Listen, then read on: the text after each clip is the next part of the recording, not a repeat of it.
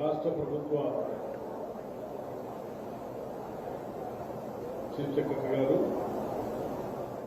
రాష్ట్ర ప్రభుత్వ director general of police, అట్లాగే సిటీ కమిషనర్ గారు, మరి ముఖ్యంగా ఈ యాంటీ నార్కోటిక్స్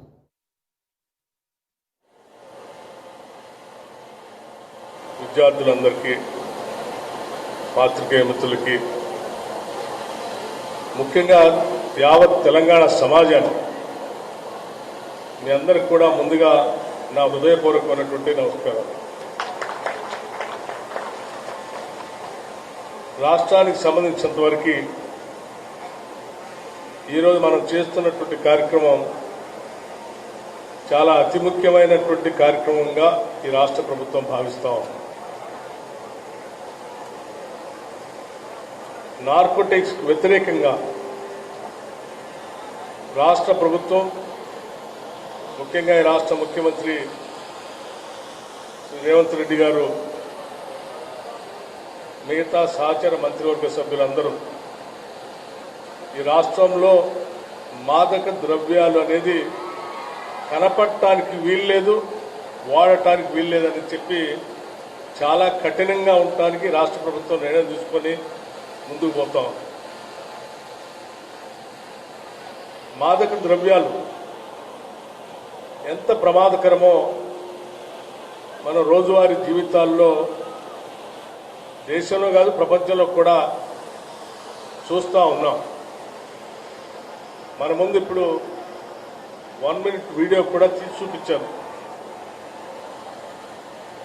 ఇవి ప్రశాంతంగా ఉన్నటువంటి సమాజం,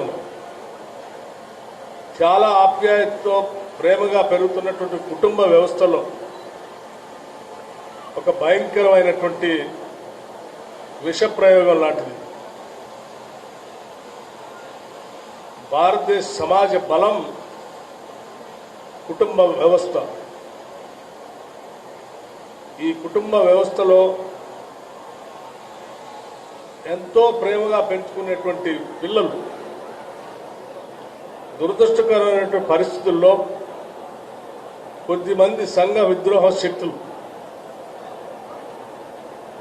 చేసేటువంటి ప్రయత్నంలో వాళ్ళ బారిన పడి ఈ మాదక ద్రవ్యాల అలవాటుతో వారి భవిష్యత్తుని చిన్నాభిన్నం చేసుకునే పరిస్థితిని మనం చూస్తూ ఉన్నాం. మాదక ద్రవ్యాల వాడకం అనేది ఎవరికి ఇష్టం ఉండదు, లేకపోతే కావాలని కూడా ఎవరు చేయరు.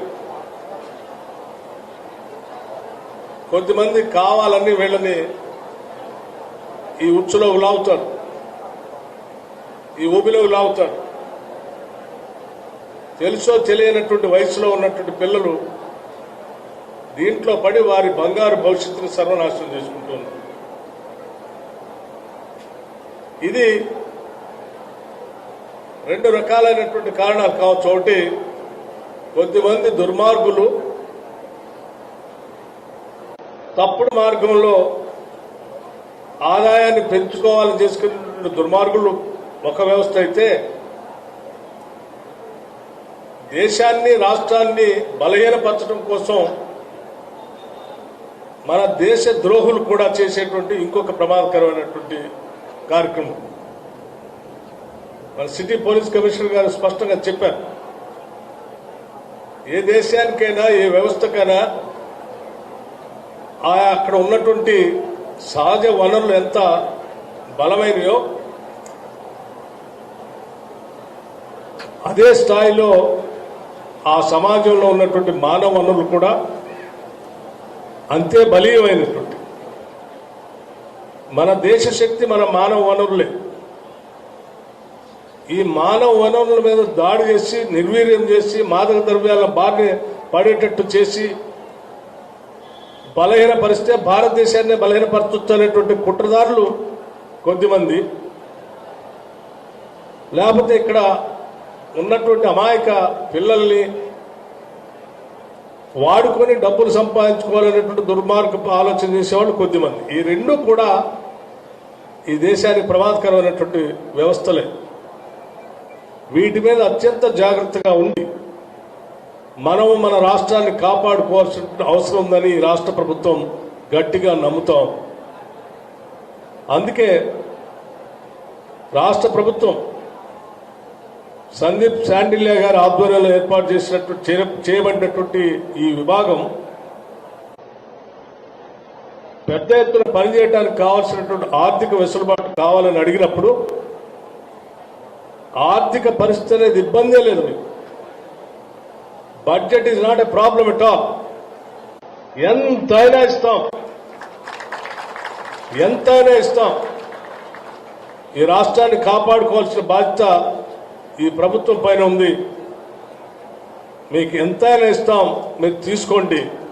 కానీ ఈ రాష్ట్రంలో ఎక్కడా కూడా మాదక ద్రవ్యాల వినియోగం కానీ, రవాణా కానీ, వాడకం కానీ కనపడకుండా చేయాల్సిన బాధ్యత మీదని వారికి స్పష్టంగా చెప్పి వారు అడిగిన వెంటనే అన్ని ఇచ్చాం. భవిష్యత్తులో కూడా ఇస్తాం, ఏ ఇబ్బంది లేదు.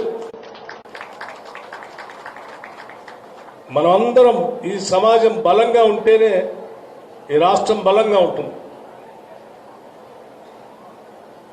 పిల్లల భవిష్యత్తే రాష్ట్ర భవిష్యత్తు. తల్లిదండ్రులు రకరకాలైనటువంటి వ్యాపకాలతో వారి పనులు ఒత్తిడితోనూ వాళ్ళ కార్యకలాపాల్లో ఉంటే వాళ్ళు ఎక్కువ సమయం వెచ్చించకపోయినా పిల్లలపైన అటువంటి వారిని ఎన్నుకొని ముఖ్యంగా ఇటువంటి శక్తులు వారి మీద దృష్టి సారిస్తా ఉన్నారు. ఈ నార్కోటిక్స్ ఈ రాష్ట్రంలో, మాదక ద్రవ్యాలు ఈ రాష్ట్రంలో లేకుండా చేయాలంటే కేవలం పోలీస్ యంత్రాంగం ఒక్కటే కాదు, ప్రభుత్వ యంత్రాంగం ఒక్కటే కాదు, యావత్ సమాజం అంతా కూడా స్పందించాల్సినటువంటి అవసరం ఉంది. మన పిల్లల భవిష్యత్తు మనందరిపైన ఉంది. ప్రతి పౌరుడు దీని మీద దృష్టి సారించాల్సిన అవసరం ఉందని నేను ప్రగాఢంగా